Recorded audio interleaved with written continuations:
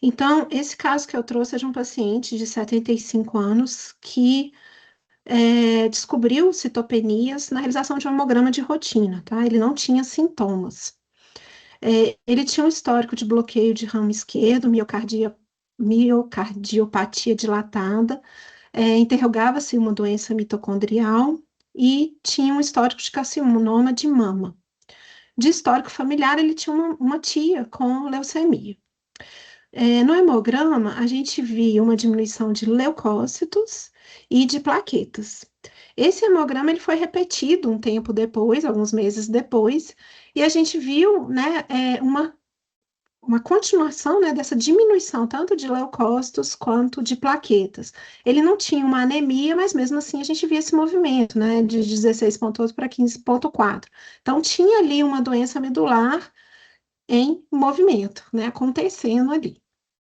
E aí, o que que é feito nessas situações? É solicitado um mielograma, uma imunofenotipagem e um cariótipo. Ao mielograma, o que que a nossa morfologista viu, né? Então, ela viu uma medula hipercelular para a idade, né? Era um paciente idoso, com alterações de eritropoéticas em mais de 10% das células. E tinha também hipoplasia granulocítica madura, sendo visualizados microcariócitos. Então, essa descrição aqui é de uma medula com distúrbios dessas séries.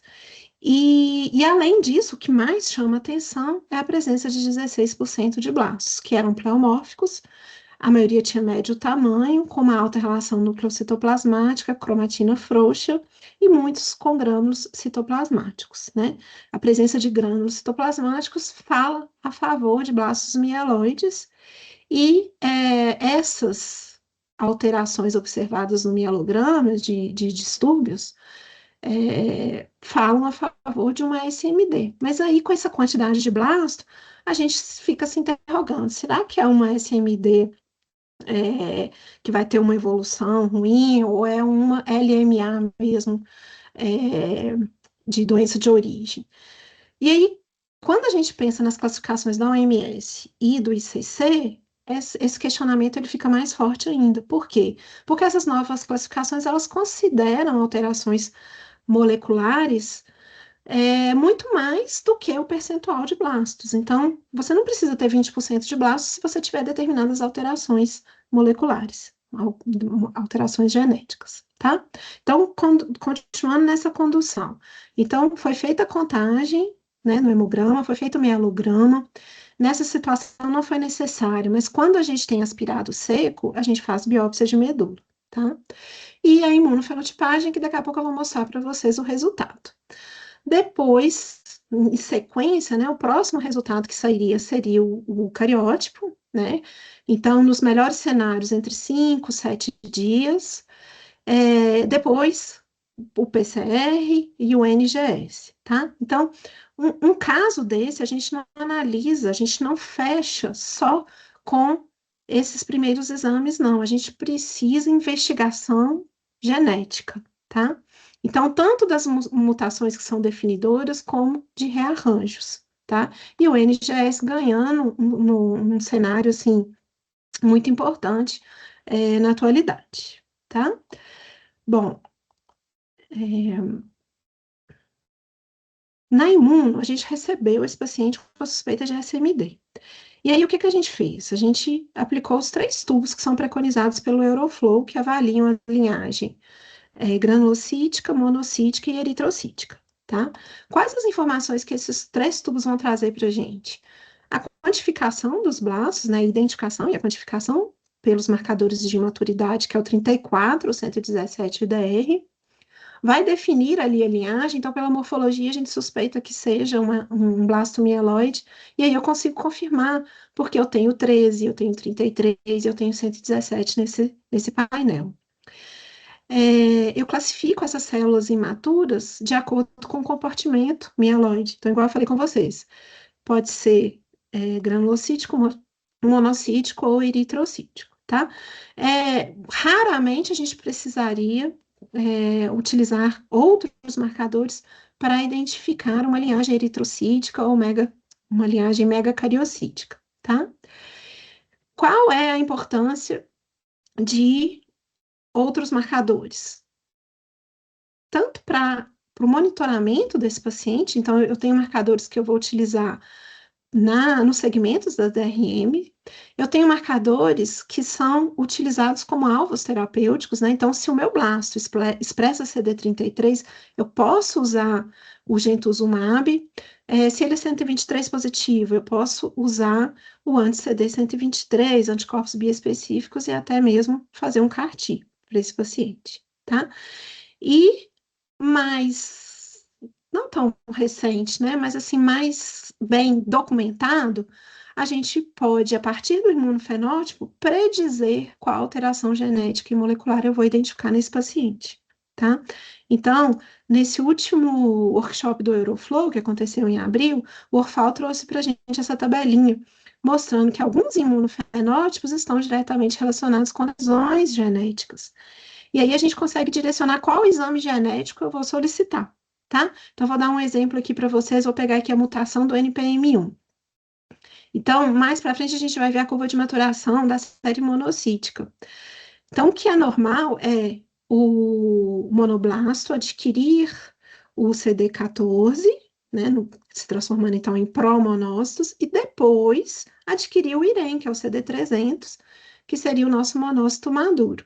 Nesses pacientes que têm a mutação NPM1, a gente não vê essa curva bonitinha. A gente vai ver primeiro os monoblastos indo adquirindo o IREM, para depois adquirirem o CD14, tá? Então, esse perfil, o citometrista tem que observar para sugerir uma possível mutação do NPM1, tá? Esse é só um exemplo, eu não vou entrar em detalhes, mas tem uma outra coisa que é interessante, que o Orfal trouxe para a gente também, é que no banco de dados que eles estão criando, né, no Infinicity, é, já vai vir. Então, um determinado imunofenótipo pode estar relacionado com a mutação NPM1, tá? Então, é uma novidade, né, para o futuro, obviamente, mas que eles já estão tentando validar. Então, eu vou passar rapidamente por essas curvas, porque não é o nosso objetivo falar do distúrbio de maturação em si, mas para esse caso é interessante. Então, sempre na parte superior do slide, eu vou trazer para vocês as curvas normais de maturação, tá? E aqui eu tenho um gráfico de CD45 também, de uma medula normal, mostrando em vermelho os mieloblastos. Então, o que que é normal? É eu ter mais ou menos 2% de mieloblastos. E quais as curvas, como que as curvas de maturação da série granulocítica acontecem, né? Então, na curva de 16 com 11B, a gente vai adquirindo 11B, depois essas células vão adquirindo o CD16 e os elementos mais maduros da série granulocítica apresentam de forma forte esses marcadores, tá? Ou seja, não vou entrar em detalhes, não, mas a gente espera observar essas curvas. E aí, olha as curvas do nosso paciente, né? Então, a maturação do nosso paciente não está seguindo essa curva, né? Talvez essa aqui a gente possa falar assim, ah, não, essa aqui tá bonitinha, mas olha como a gente tem poucos elementos aqui nessa região, indicando, poderia indicar uma parada de maturação. Por que que não é uma parada de maturação? Porque eu estou vendo esse distúrbio de maturação nos outros gráficos de maturação, tá? E além disso, o que chama muita atenção é esse percentual de blásticos. Quando a gente olha a série monocítica, esses são os gráficos normais, tá? Olha o gráfico do nosso paciente.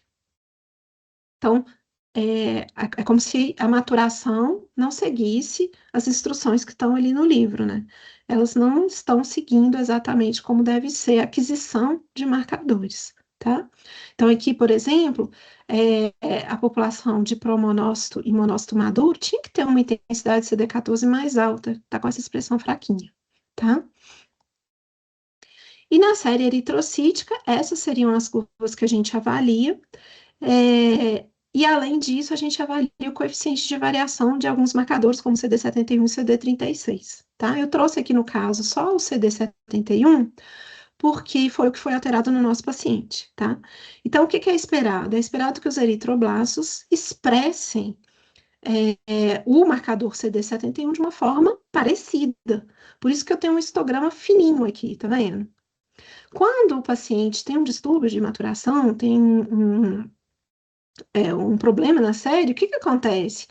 A gente vai ter diferentes intensidades de expressão do CD71. E aí a gente observa histogramas largos, tá?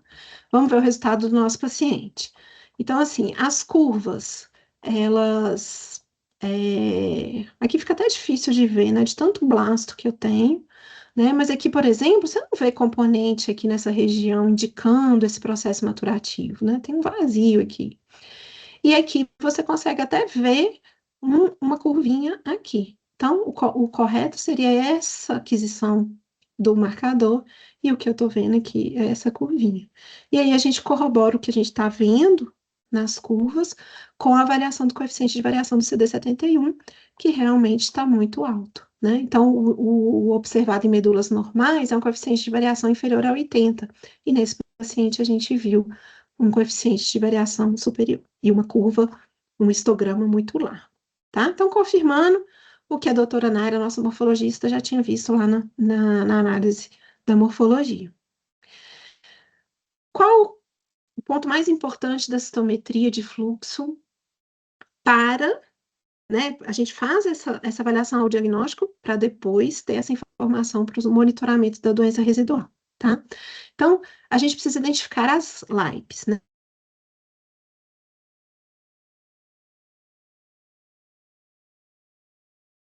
Fenótipos aberrantes, os fenótipos associados à leucemia, tá? Então, qual que a gente observa? A infidelidade de linhagem, ou seja, um blasto mieloide expressando marcadores de linfóides T, como 2, como 7, ou o linfóide B, como o 22, o 19, ou o CD56, que é o marcador de células NK, tá? E aqui eu chamo a atenção para que o CD7 é um marcador que a gente pode ver em baixa expressão nos normais, tá? Então, quando que eu caracterizo ele como uma LAIP? Quando eu tenho uma expressão forte ou quando mais de 20% dos meus blastos expressam esse marcador. O CD56, a gente tem que ter muita cautela com ele também, tá? Principalmente se o diagnóstico era negativo e na DRM a gente vê positivo e ele como uma única LAIP, tá? Por quê? Porque em contextos de displasia eu vou ver a expressão do CD56 e muitas vezes não é só no blasto, tá? Vejo também no componente da série, na série granulocítica como um todo. Então fica de olho e se houver dúvida, conversa com o clínico e fala que seria interessante repetir esse exame daí um tempo, tá? Assincronismo maturativo. Então, eu tenho um blasto que expressa CD34. Eu não posso ver um blasto, nesse mesmo blasto, marcadores de maturidade, como o 11B, o 15 e o 14. Isso é um assincronismo. Superexpressões, e aí eu trago aqui para vocês o percentual que essas superexpressões podem aparecer, tá? Então, a mais comum seria o CD56, que é observado em 46% dos casos de LMA.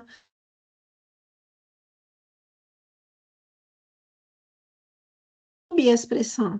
Então, eu posso ter uma expressão muito fraquinha do CD34 em 36% dos casos de LMA, segundo essa publicação, tá? E eu tenho também perda de antígenos. Então, um blasto mieloide normal tem que ter DR, tem que ter 13, tem que ter 33. E aí, se eu tenho a perda desses marcadores, essa é uma excelente LAIP para a gente seguir, tá? Então, essa é uma colinha boa para quem está começando a analisar DRM de LMA, e à medida que você for ganhando, né, experiência, você vai anotando as outras lives que você está identificando, né? Então, por exemplo, aqui eu sinto falta do CD38, que é uma LAIP muito forte quando há a perda desse marcador, tá? Então, facilita muito a avaliação da DRM. Posso focar somente nas LAIPs para avaliar a DRM? Ah, não, antes eu vou só mostrar um exemplo aqui para vocês, desse caso aqui. Então, um blasto, que é 45, que é 34, que é 13 positivo, mas que não expressa 33. Então, houve uma perda de um marcador que é normal no mieloblasto, tá? Então, esses três gráficos representam o diagnóstico. E aqui eu tenho o segmento desse paciente, mostrando ainda a manutenção de um pouco desses blastos com a perda do 33, tanto após o primeiro ciclo de tratamento, quanto após o segundo ciclo. Já no segmento com 7 meses após o tratamento, a gente já não identifica essa população, tá? E agora, o que era muito comum no passado, né? Se eu não tenho o diagnóstico, eu não consigo avaliar a DRM. E aí a gente foi mudando, né, essa crença, como? Avaliando o que é diferente do normal. Então, eu estudando medulas normais, eu consigo identificar o que está diferente ali, o que está fugindo daquela curva, e que foi muito importante para as avaliações de DRM e de LMA, porque LMA, gente, às vezes, ao diagnóstico, você vê né, um blasto que prevalece ali, mas você tem subclones, tá? E às vezes com tratamento, esse blasto que era predominante, ele some, e aquele que estava lá um percentual muito baixo passa a aparecer nas doenças residuais. Então, não dá para usar somente a LAIP do diagnóstico, tá? Ela é uma forte estratégia, mas a gente tem que combinar com outras, como diferente do normal. E aí eu trago para vocês aqui o gráfico de 38 com 34, que mostra o que é normal. Então, normal eu tenho ali aquela célula tronco bem matura, ela vai adquirindo 38 e começa a perder 34. Aí, olha só esses exemplos que eu trouxe para vocês. Aqui em vermelho, a gente tem exatamente essa população aqui normal. Mas olha aqui em azul, como que aparece uma população que foge do que é normal. Por que que ela foge? Porque ela não expressa CD38. E aí eu consigo confirmar que ela realmente é doente quando eu avalio outros marcadores. Olha como que essa população, que é 34 positivo, 38 negativo, expressa CD56. Expressa o CD56 de forma homogênea, né? Esse 56 não faz nenhuma dúvida para a gente, né? A gente consegue identificar como um marcador anômalo. E além disso, a gente tem o CD7, né? Então, o CD7 eu tinha falado com vocês, para eu definir ele como uma LAIP, tem que estar em mais de 20% da população. E aqui, com certeza, tá? Outro exemplo, então, aqui em vermelho, tá até difícil de ver porque tá confundindo com marrom aqui, mas eu tenho um pouco ainda, um resquício de precursor normal. E tem um blasto aqui com uma expressão muito forte de CD34. E aí a gente confirma que esse blasto realmente é anômalo quando a gente identifica a expressão de CD19, que é o marcador linfóide B, e essa expressão de CD15. Então, CD15 eu posso ver no blasto mieloide, né? É aquele precursor da série granulocítica, mas eu não vejo um percentual alto como eu estou vendo aqui, né? Se eu dividir aqui, vai dar mais ou menos uns 40% de positividade para CD15, que não é normal, tá? Um outro conceito que eu quero trazer para vocês é das Leukemic Stem Cell, tá? Elas são o progenitor ali, a célula tronco do blasto leucêmico, tá? Todos os laboratórios fazem essa pesquisa? Não, né? Então, por quê? Porque para eu identificar, né, essa Leukemic Stem Cell, eu preciso adquirir um número muito elevado de eventos e eu teria que adicionar um tubo à minha pesquisa convencional de DRM de LMA. Então, encarecendo muito o exame, tá? E além disso, a gente não sabe o impacto disso, né? Então, ok, eu identifiquei uma Leukemic Stem Cell, vou mostrar para vocês daqui a pouco como que faz para identificar. E vou passar essa informação para o clínico e o que, que ele vai fazer com essa informação, tá? Ainda não está tão padronizado qual a conduta frente à positividade para essas células, tá? Então, ó, elas são células que expressam CD34 forte e são 38 negativas, tá? Então, então se eu vi esse fenótipo é doença? Não, essas são células tronco normais. Agora, se elas expressam marcadores anômalos, que é essa autora aqui, a Angeline Kelder, sugere para a gente este tubo para avaliar, aí sim são os leucemic stem cell. Então, veja só qual que foi a sugestão que ela fez para a gente. Incluir um tubo adicional, combinando vários marcadores que são anômalos, que se forem identificados nas células CD34 positivo forte e CD38 negativo, seriam, então, as leucemic stem cell, tá?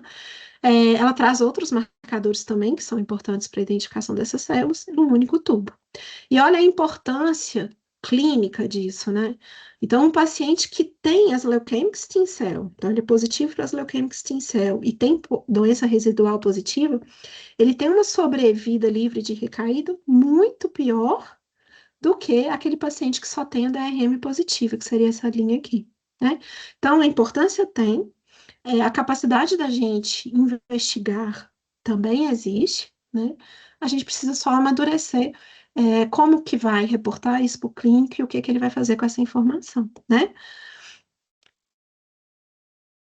Aí aqui eu trago para vocês o resultado, né, do diagnóstico do nosso paciente lá, do nosso senhor de 71 anos. Então, ele expressa vários marcadores de forma parcial, tá? Então, ele tem o CD2 parcial, o CD7 parcial, eu não estou enxergando, tá tão pequenininho para mim aqui. O CD38, olha, a maior parte do CD38 no blasto é negativo, então isso é uma LAIP, né? 56 parcial e CD123 com uma expressão muito fraquinha, né? Então, aqui eu acho que é o 11C. Aí eu, né, pergunto para vocês, esse é um paciente, assim, bacana da gente monitorar? Vai ser uma DRM que vai ser fácil da gente identificar, né, os blastos anômalos? Depende, né? Então, se eu vejo um blasto 56 e que tem o 38 negativo, ótimo. Mas se eu não identificar nenhum desses marcadores aqui, eu vou ficar com aquela questão, bom, eles eram marcadores parciais, então talvez por isso eu não tenha identificado, tá? Então, é um exame que a gente fica um pouco apreensivo para avaliar, mas lembrando que a gente tem, além das LAIPs, o diferente do normal para identificar doença, tá? Depois, então, o resultado da biologia molecular saiu, tá? Então, dando sequência a essa investigação, mas nenhuma das principais alterações clássicas, né, da LMA foi identificada, né? Então, nenhuma dessas alterações foi identificada nesse paciente, tá? E esse resultado ele é importante, gente, porque ele vai excluir algumas leucemias que são definidas molecularmente e também vai reduzir a possibilidade de terapias-alvo específicas, como aquelas direcionadas para o FLT3, tá? E quadros assim, né, onde a gente não vê essas alterações que são importantes na LMA são mais comuns do que a gente imagina, tá? Especialmente no paciente idoso, tá? E o que que indica para a gente? Indica que é uma doença mais complexa, né? Que não é causada por um único clone, por uma única mutação direcionadora, tá? Então, ele não apresenta alterações clássicas isoladas, mas um conjunto de mutações associadas à mielodisplasia e à leucemogênese clonal. Depois sai o resultado de cariótipo, né, na sequência, e esse resultado ele trouxe informações extremamente relevantes, tá? E bastante desfavoráveis do ponto de vista biológico, né? Então foram identificadas duas translocações e a monossomia do 7, né? E aí mostrando, né, assim, o que a gente estava pensando, né? Que não foi identificado um único clone anômalo, mas sim um composto por várias alterações cromossômicas, né? Mostrando aqui pelo cariótipo o que a gente já estava pensando ao longo da avaliação desse paciente, tá? É, das alterações, acho que tem um slide, tem. Então, essa translocação 1,3, ela é de péssimo prognóstico. A monossomia do 7 também está relacionado com um prognóstico muito ruim, e a translocação 12 e 13, ela está relacionada ao gene, né, a formação do gene de fusão ETV6-CDX2, que o ETV6, ele está envolvido com rearranjos hematológicos, ele é um regulador transcricional. E o CDX2, ele é um fator de transcrição. Então, quando a gente tem a combinação desses genes, a fusão desses genes, a gente vai ter uma ativação aberrante do CDX2, que é um mecanismo que está associado com a leucemogênese.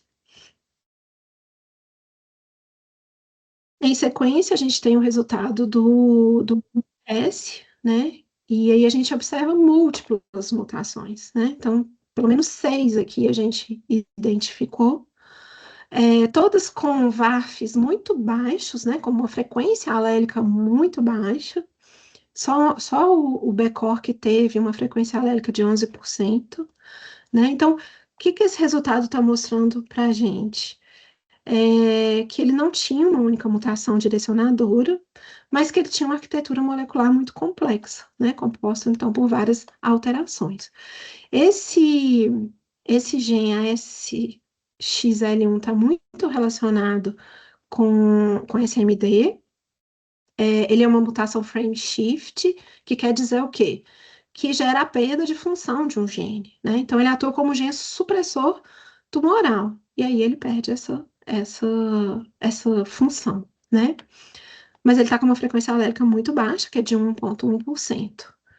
O BECOR é uma classificação, é uma mutação clássica de neoplasia mieloide. Ele também é frame shift, então ele leva à perda de função de um gene supressor tumoral, né? Ele já apresenta uma frequência alélica mais alta, sugerindo então que ele talvez seja um clone mais representativo da doença. Aí depois vem o BRAF, o CRAS e o NRAS,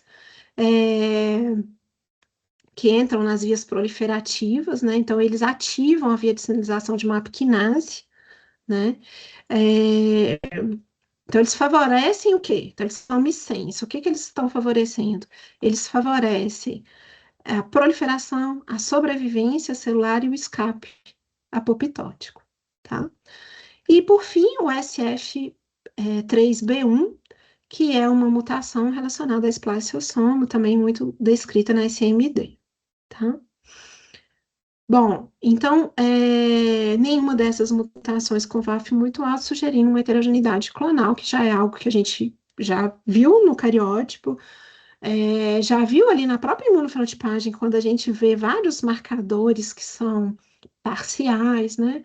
Mostrando, então, que essa é uma doença provavelmente de origem mielosplásica e que tem vários subclones diferentes.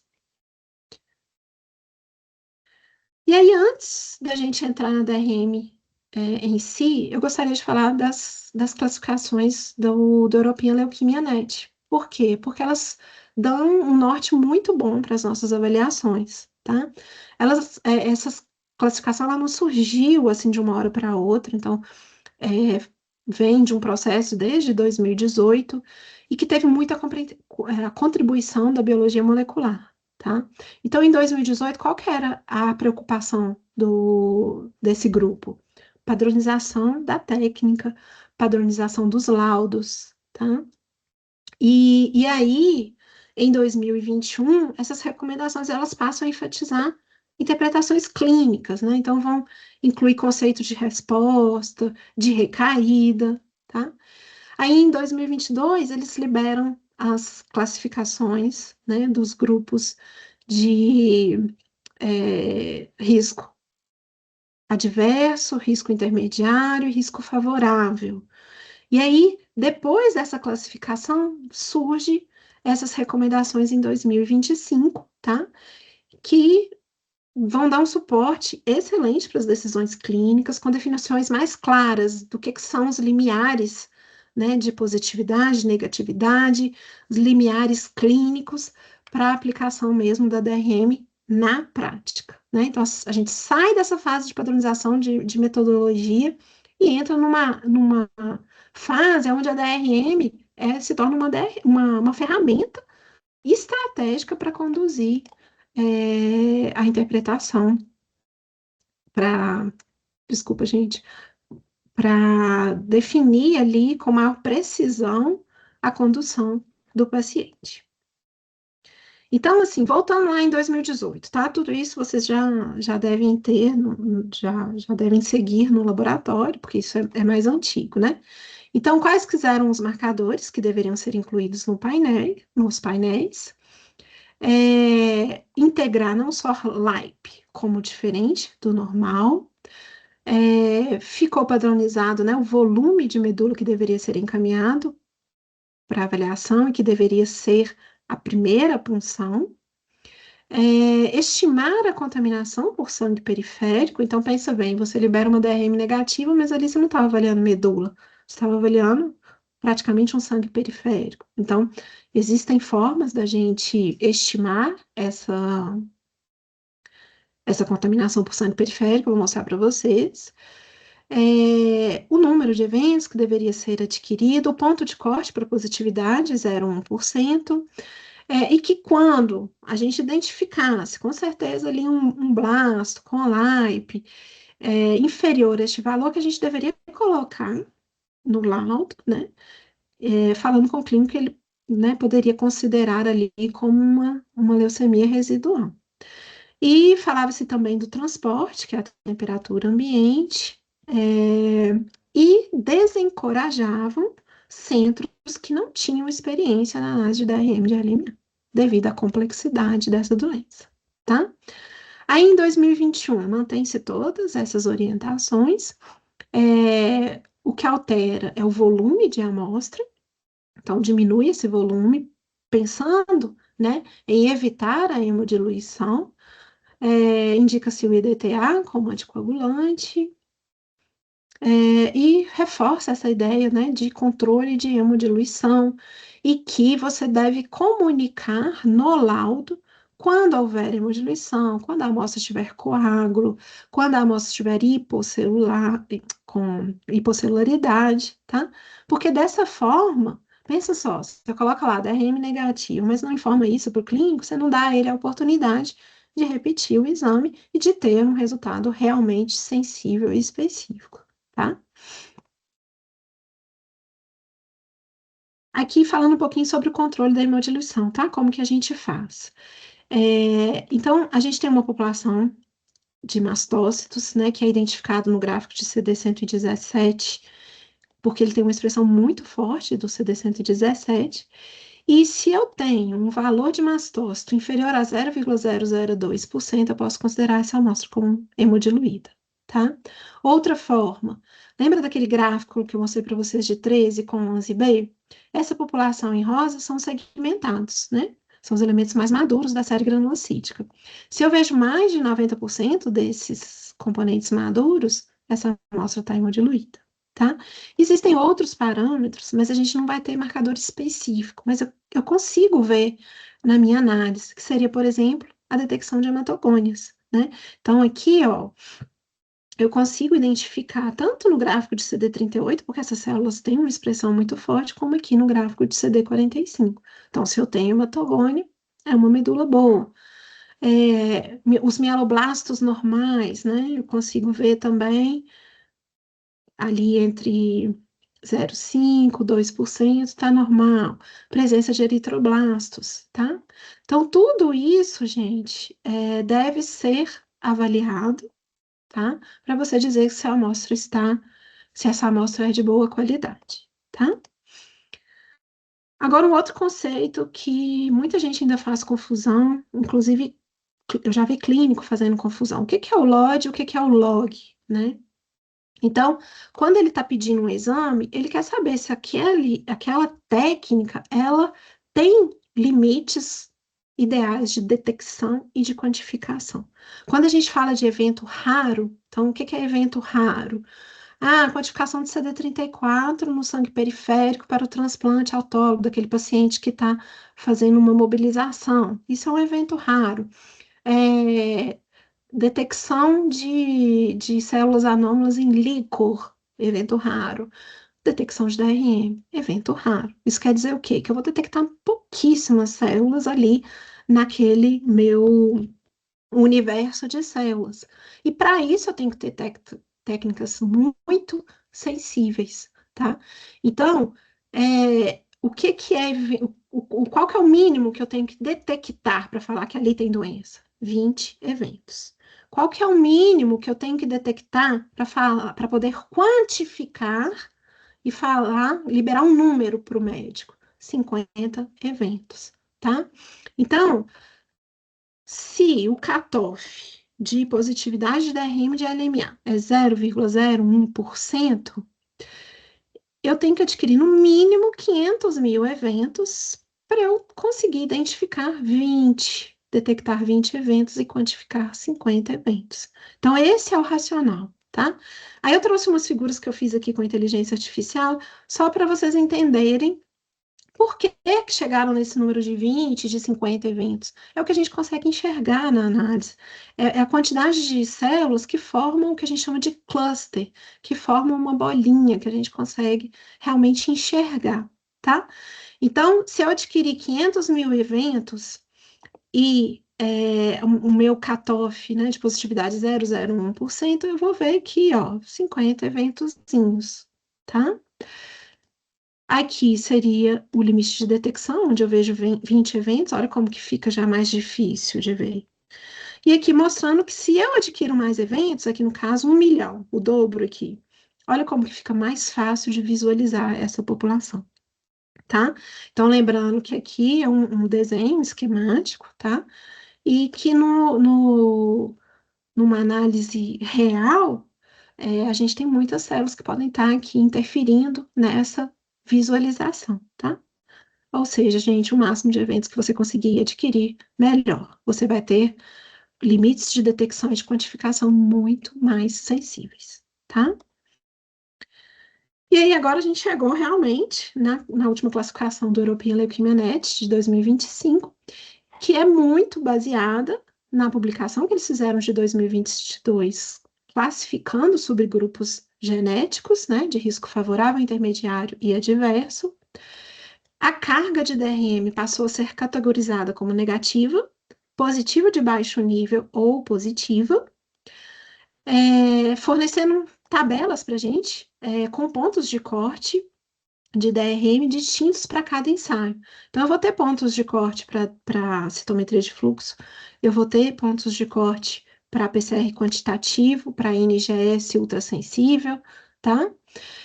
Uma categoria de resposta qualitativa de DRM foi introduzida. Então, para dizer ali para o clínico, olha, essa é uma resposta ideal, essa é uma resposta que exige cuidado, é um alerta, e esse paciente aqui, por exemplo, tem um alto risco de falha ao tratamento.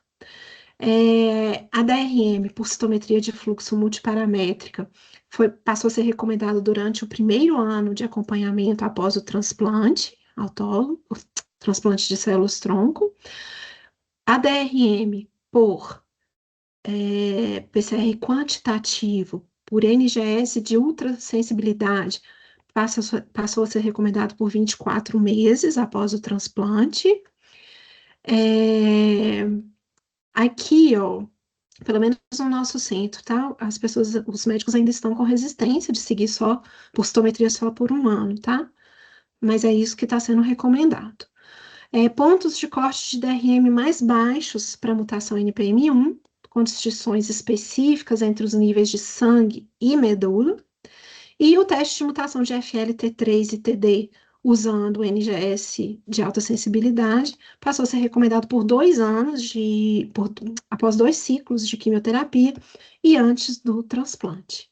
E o teste após o final do tratamento e durante o acompanhamento é sugerido, tá? Então, aqui eu não sei se tem médico, né, aqui, mas para eles isso aqui foi muito importante, né? Foi uma libertação, porque pensa, a gente liberava aquele resultado da RM positivo, da RM negativo, e eles às vezes não sabiam como conduzir aquele caso. E agora, com essa classificação do European Leukemia Net, ficou muito mais fácil, tá? Então, além, né, dessa publicação, eles disponibilizaram um aplicativo, que tem, né, esse QR Code aqui, aonde ele vai informar qual é a categoria de risco, baseado na alteração molecular, qual é o subgrupo molecular e qual é o time point ali do tratamento.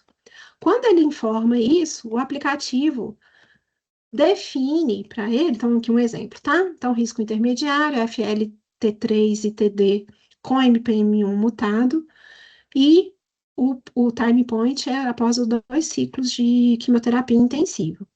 O próprio aplicativo vai trazer para ele qual é o teste que é recomendado para essa fase, que é o PCR quantitativo, em qual material, sangue periférico, e mostra como interpretar o resultado.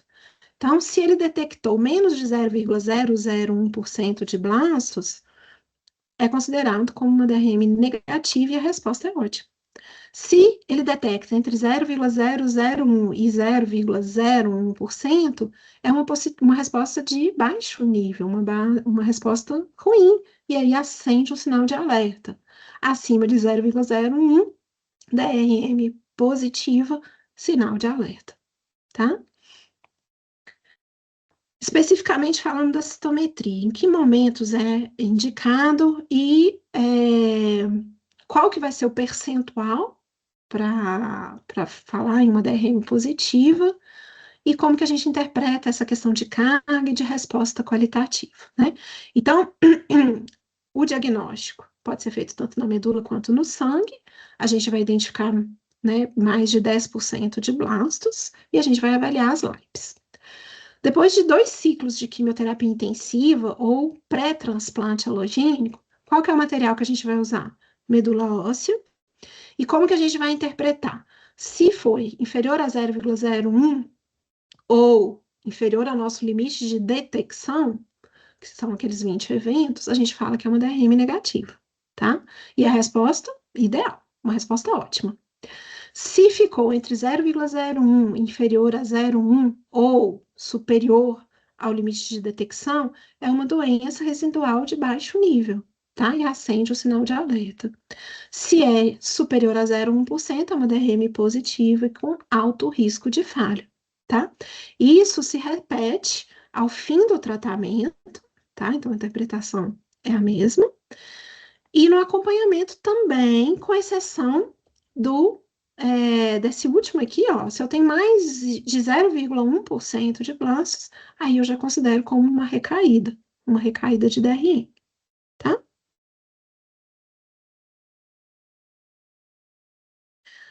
E agora, como que eu faço? é, Isso aqui tudo aquele aplicativo faz, tá, gente? Mas eu tô trazendo para vocês terem uma visão de tudo, do todo, tá? Mas o aplicativo, você entrando lá, ele te fornece essas informações. Mas aqui, eu tenho um paciente de risco favorável, tá? Que tem o NPM1 mutado. Qual que é o ensaio que eu vou fazer? Eu vou fazer PCR quantitativo, tá? Qual material?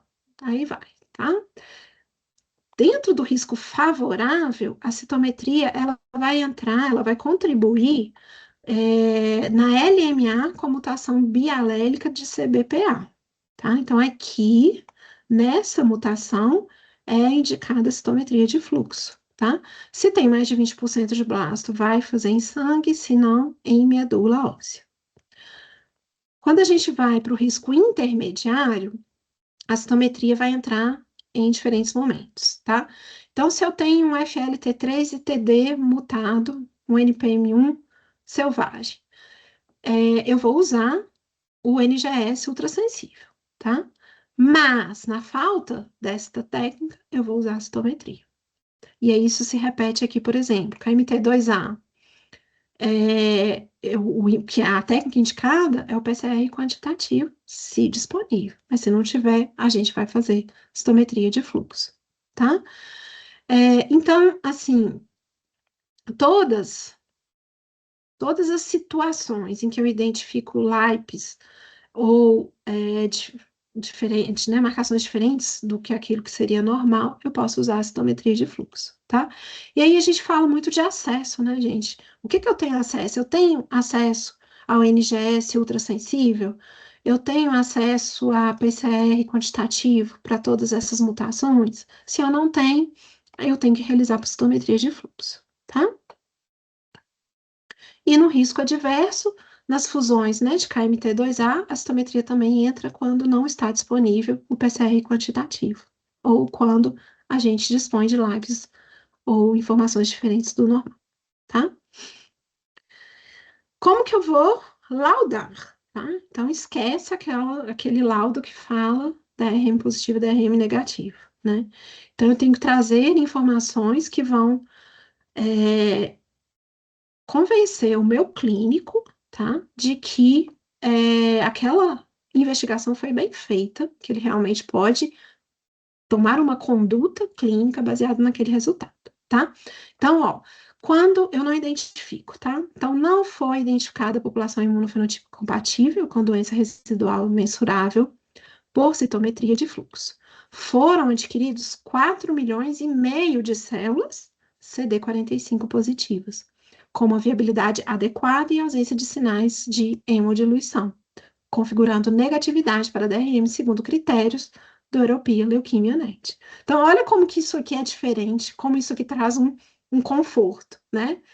Então, assim, eu sei que é óbvio, mas eu vou falar, gente, não basta escrever, né? Tem que ter feito, né? Então, vocês têm que ter realmente trabalhado com uma amostra fresca que possibilitou essa quantificação desse número de eventos. Você tem que ter avaliado dentro dos leucócitos CD45 positivos, então você tem que excluir os eritroblastos.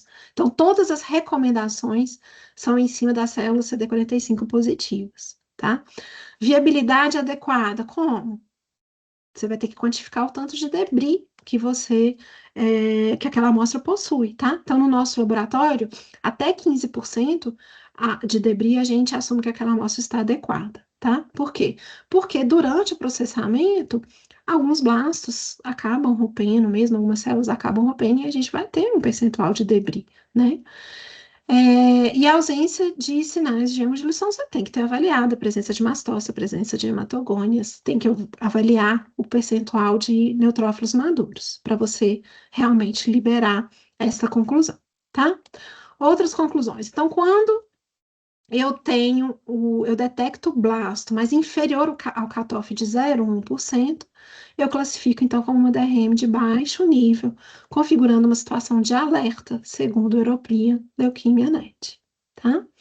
E quando eu detecto acima de 0,1%, eu falo que é superior ao ponto de corte estabelecido para alto risco, segundo o European Leukemia Net 2025, associando-se a uma maior probabilidade de recaída, tá? Então, aqui eu trouxe alguns exemplos, né, de conclusões que a gente libera nos nossos laudos, que a gente atualizou depois dessa publicação do European Leukemia Net, tá? E agora, finalmente, a gente chegou no nosso paciente, tá? Então, olha só, ele volta para a gente, pós primeiro ciclo de azacitidina e venetoclax, né? A doutora Naira, então, 2,6% de blastos, né? E aí cabe a citometria dizer se esses 2,6% são blastos normais, blastos de recuperação, ou se a doença ainda está presente, tá? Então, a gente tem cinco tubos, né, que a gente pode utilizar nessas investigações, mas normalmente a gente faz dois tubos, né? Que o primeiro deles é esse, que é o 15, 13, 34, 117, 33, 123, 38, DR, 45 e 7, tá? Então, aqui eu tenho os marcadores de imaturidade, eu tenho o CD45, que logicamente tem que estar em todos os painéis, e alguns que podem ser anômalos, como o CD7, o CD123, né? E aí, o que que a gente vê? A gente detecta blasto, CD34 positivo, na região de 45 também está na região de blasto. E no gráfico de DR com 117, a gente vê uma maçaroca aqui de células que não condiz com o que é normal, tá? Então, o que que é normal? A gente identificar o blasto aqui nessa região duplo positiva e alguns perdendo DR, começando a perder 117, que são aqueles que vão é, se comprometer com a linhagem eritrocítica e granulocítica. E alguns vindo para essa posição onde mantém o DR, vai perdendo 117, que são aqueles que vão se comprometer com a linhagem monocítica, dendrítica, e eu não vejo isso aqui. Então, esse aqui já é um sinal de alerta, tá? Aqui no gráfico de 34 com 38, parte dos blastos é 38 negativo, que também não é normal. No gráfico de 33 com 13, também a gente não vê um processo de maturação normal acontecendo aqui. tá? Que seria mais ou menos nessa direção. Tô vendo uma população muito homogênea aqui, tá? E aqui eu vejo a expressão de CD7, porém num percentual baixo que não seria definidor de doença, tá? Então, o que está chamando a atenção aqui para a doença é o gráfico de DR com 117, o gráfico de 33 com 13 e essa perda parcial de 38. Vamos ver o que tem no segundo tubo.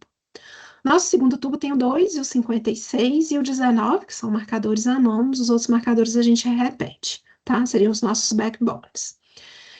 E aí, esses três gráficos aqui, né, são iguais aos do slide anterior, esse aqui também. Mas aí, olha o que a gente identifica aqui. A gente identifica uma população em verde aqui, ó, que tem uma expressão forte de CD34, né, e essa expressão anômala de 56. E tem uma outra população aqui que expressa o 2, tá? E que está muito homogênea também, tá? Porque eu posso ter um pouco de expressão de 2 e ser normal? Pode, né? Então, a gente sabe que alguns blastos que vão se diferenciar para células dendríticas podem expressar o CD2, né? Mas aqui tem esse formato muito homogêneo, tá? Então, juntando todas essas informações obtidas dos dois tubos, a gente conclui que essa é uma DRM positiva, tá? Como que a gente libera no nosso laudo? A gente quantifica todas as populações, tá? E a gente libera os percentuais. Para os mieloblastos patológicos, a gente tem que liberar eles dentro das células CD45 positivas, tá? Então, dentro das CD45 positivas, 0,45% eram esses blastos com expressões anômalas, tá? E dentro dos 100% das células, do total de células, eles representavam 0,4%, tá? Então, assim, por que ficou parecido? Porque eu tenho pouco eritroblasto nesse paciente, tá? E aí a conclusão foi identificada a população celular com imunofenótipo compatível com doença residual mensurável em nível de 0,45%, superior ao ponto de corte estabelecido para alto risco sugerido pela European Leukemia Net, associando-se então a uma maior probabilidade de recaída, tá? Sempre a gente coloca o LOD e o log, tá? Então veja que a gente tem LODs e logs muito baixos, né? Então, ou seja, eu tenho uma técnica que é capaz de detectar o blasto anômalo em percentuais muito baixos, tá? Então, essa é uma técnica sensível. Tô acabando, tá, gente? Depois a gente teve mais uma DRM, tá? Que foi já na fase de acompanhamento. A doutora Naira viu 3,2% de blastos, né? E aí, quando a gente vai avaliar, a gente se surpreende com um perfil mais adequado, né? Então, eu tenho aqui as células mais concentradas nessa parte superior, com uma expressão forte de 117 de DR, e a gente vê um movimento aqui de maturação.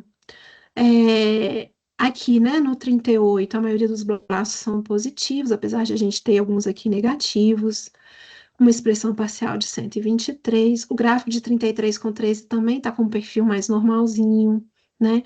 A expressão de 7 e de 15 num percentual mais baixo também tá mais próximo da normalidade, tá?